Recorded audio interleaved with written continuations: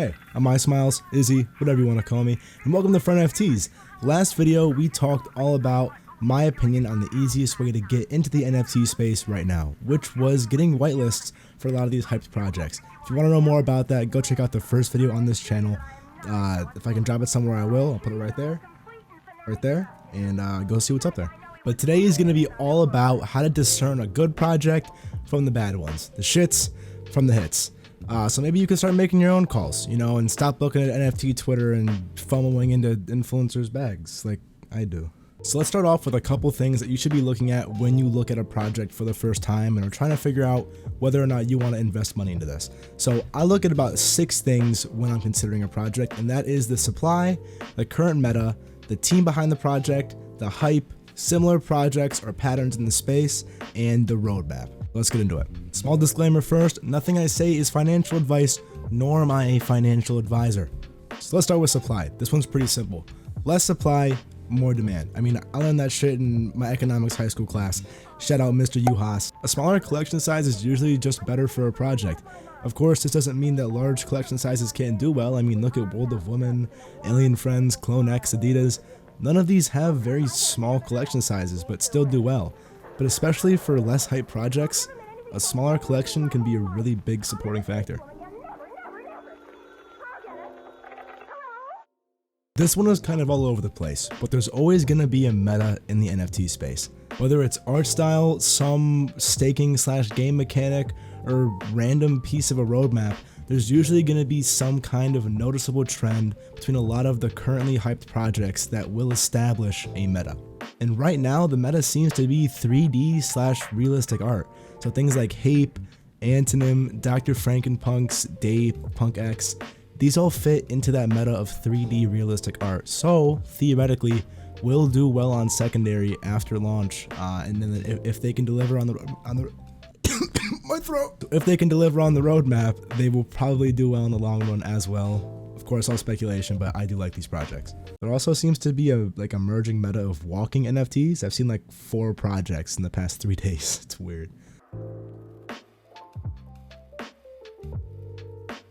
This one should be a no-brainer. You want the people behind the project to be quality. Things to look out for is a lot of experience in the space. Maybe they've worked with big companies or just have great connections to take that project where they want it to go. You want the developers to be able to really produce what they're promising. And I mean, a doxed team is also very much appreciated. It kind of gives the developers a sense of accountability to where if they do rug or do something stupid, it will shine back on them wherever else they are in life. And I think a really good example of a good team is Psychedelics Anonymous.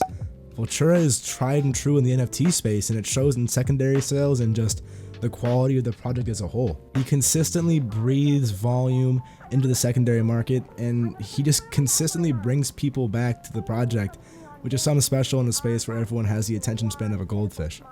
So that's just, in my opinion, a really good example of a super quality team behind a project. And I mean, why wouldn't you bet on the team? They're literally what makes the project. This kind of piggybacks off the last point, but you need to make sure the roadmaps for these projects have a clear vision and one that's actually feasible. Things like games, airdrops, big collaborations, and quality DAOs are all cool, but they can still all be empty promises. This ties in so much with the last part because, I mean, these developers need to have the potential to get these things done. So if the devs are just random, undoxed, inexperienced people, how are you supposed to know if they can get these things done? If they can have that video game up and running by launch date, get that crazy big collaboration with a major company? You can't. So definitely look into the roadmaps of these projects very, very heavily. Make sure that everything they say is somewhat feasible and that the people behind the project have the resources to get them done. This one is probably the easiest to gauge. Hyped projects do well, how it is and how it will be. This factor can literally trump all of the other ones if it's that much. I think HAPE is a pretty good example because for the longest time, they didn't even have a roadmap up.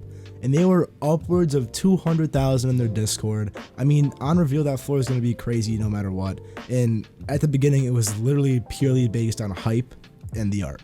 So for almost guaranteed gains, these super hyped projects are really good to look at. But the only problem is that difficulty to get in them scales with that hype. HAPE is terribly hard to get in. I mean, I'm not even fucking trying anymore. But if you can get it, you're gonna be in for a good time. Now, me personally, I'm a patterns guy. With every project I see or get into, I always take note of how it does and what kind of characteristics that it has. So like low collection supplies, things that influencers call out, and just like really specific things in their roadmap that like you're probably going to see other projects have or implement. You're going to want to take note of those, because how the public reacts is a really good telltale sign of how they might react when other projects do the same thing. A big one for me right now that I've been noticing is projects that have a very long time, or like, you know, a very long time in the NFT space. So like a month or more of a wait time until their main functionality of the NFT is really put to use. So 3 projects with that kind of wait to functionality that I've been noticing a lot are things like NANOPASS, PXquest, and Pixelmon. All of those projects have a kind of wait time until their main functionality comes into play. NANOPASS had about 2 months until their next, their next phase came out, and in that time the floor went all the way up to 2, right when it first released, and then back down around 0.7, 0.8, where it's chilling right now, probably until the next phase is revealed, and then it's gonna pump. PXquest had a 2-month wait.